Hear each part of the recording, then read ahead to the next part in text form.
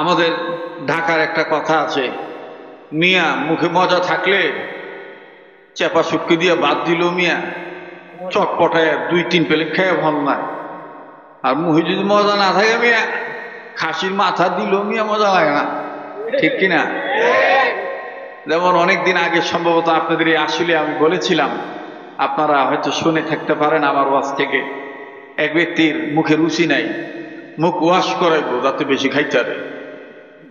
তো ডাক্তারের কাছে রওনা দিছে, বৃষ্টি শুরু হয়ে গেছে, তো মুখে রুচি নেই, মুখ ওয়াশ করে যাতে বেশি খাইতে পারে। রওনা দিছে, প্রতিমধ্যে বৃষ্টি শুরু হয়েছে।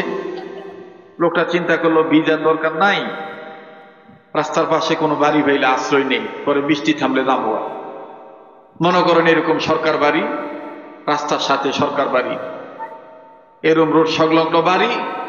বেচারা দরজায় নক করে ঢুকছে, আমার একটু বইতে দিবে, বৃষ্টিতে ভিজে যাইতেছি গা, বৃষ্টি কমলে যাবো গা। তো বাড়িওয়ালার মায়া লাগছে, দরজা খুলে দিছে। এই বেটায় বইছে রুগী বেটায়। যে সময় বাড়িতে ঢুকছে ওই সময় আবার আসছিল জামাই বউর দুপুরে খাওয়ানোর সময়। আমার কথা বোঝেন তো নাকি? তো এবার জামাই বউর ভাত খাওয়ানোর সময় দুপুরে ভাত খাইব। তো মহিলা মানুষ দেখবেন, মহিলাদের একটা স্বভাব আছে, মেহমান পাইলে নিজে না খাইয়া মেহমানরে খাওয়াইবার চায়। যেমন এই যে আজকাল যে বাইকটা আইছেন না ওয়াজ হোমবার লেগা, মরহুম হানিফ সরকারের স্ত্রী, আমাকে উনি পোলা বানাইছে আর কি। আমারে বলে উনি পিঠে রাখছে, দুইটারে রাখছি পেটে আর তরে রাখছি পিঠে। কথা বলছে, আমি বললাম বলে পিঠের পোলা, তো পিঠের পোলা তো বোঝনি, আদর কম, ঠিক না? পিঠের পোলার আদর কম না পেটের পোলার আদর কম? পিঠের পোলার আদর কম। এমনও হইতে পারে কিয়ামতের ময়দানে পিঠের পোলার উসিলাই জান্নাত পাইবার পারে, ঠিক কিনা বলে? ডাক দিয়ে কইতেছে, ময়নার বাপ বেটারে দাওয়াত না দিতে বেটা আইয়া পড়ছে, এমন সময় আইছে খাওয়ানোর সময়, এ বেটারে তুই খাই কেমনি, জিগান না খাইব কিনা, একটু হাই দেখেন না। তো এবার বেটা জিগেছে, ভাই আহেন চারটা ভাত খাই। বেড়া কয় ভাই কি খামো, মুখে মজা নাই। বাইরে লোকে ভাই আপনার মজা থাক আর না থাক, আমগো ময়নার মায় আবার মেহমান পাইলে না খাওয়ায় শান্তি পায় না, আহেন খান। বেটায় ডাক দিয়ে কয়, রুগী বেটায় কয়, এত করে যখন কইবে লুইছেন কি পাক করছেন? কয় ডাইলার বাপ। তো লুই আহেন। বাড়িওয়ালা বেটা সরল মনে বেটার সামনে দস্তরখানা, প্লেট, জগ, গ্লাস ইত্যাদি দিয়া গামলা বা বোল বা ডিশ ভরে ভাত আনতে গেছে।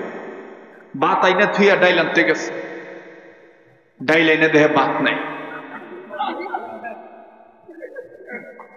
আনা ডাইলে ভাত খেয়ে সাফ করে ফেলাইছে। বাড়িওয়ালাকে সর্বনাশ, হ্যাঁ গুলো হ্যাঁ মোহ মজা নাই, ও দিয়ে আমার গামলায় ভাত নাই, এটা আবার কি মন মজা? যাক এই মজা মনে হয় আলাদা, খিদা মনে হয় বেশি লাগছে। ভাত যত খেয়ে ফেলেছে, ডাইল থুয়ে আবার ভাত আনি গে, ডাইল থুয়ে আবার ভাত আনবার গেছে, ভাত আইনে দেহে বিট ডাইলও নাই, ডাইলও খেয়ে ছাপ করে বলেছে। তো দুই জামাই বোর দুইজনের থোড়া ডাইল আর ভাত। এবার বাড়িওয়ালা ডাক দিয়ে কইতেছে, বারবার আইতাছে আর যাইতেছে। তো ময়নার মায় বেগতিক অবস্থা দেখা বাড়িওয়ালা ঠাপা দিয়ে হাতটা ধরছে, ধরে এই যে যেভাবে যাইবার লইছ, যাইতেছ বড় আইতেছ খালি, মেহমান কয়জন? বেটা কয় কে রে? একজন। বাড়িওয়ালা সর্বনাশ, এই এক বেটারে মাথায় ডাল দিতে যাই আমার পাতিলের তলা তার গেছে গা। আরে সব তো খেয়ে বলেছে যা আমি খাবো, কি তুমি খাইবা কি? বাড়িওয়ালা ডাক দিয়ে কয়, ময়নার মা তোর ফাতিলের তলি তার গেছে, এটা আমার দুঃখ নাই, গেলাম বড় আইলাম খালি, এটাও আমার দুঃখ নেই। তাহলে তোমার দুঃখটা কি? কয় আমার দুঃখ হইলো এক জায়গায়, এই যে দৌড়াদৌড়ি যাই করলাম, ভাত আর ডাইল একখানা করবো বললাম, ভাত আর ডাইল একখানা করবো বললাম।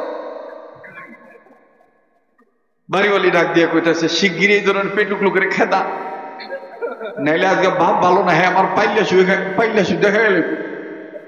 বাড়িওয়ালা যে আবার সরমনে জিগে ফেলেছে, ভাই কই যাইবেন? মুখটা মুইছা ডাক দিয়ে ভাই দোয়া করেন, মোহাম্মদ ডাক্তারের কাছে যান।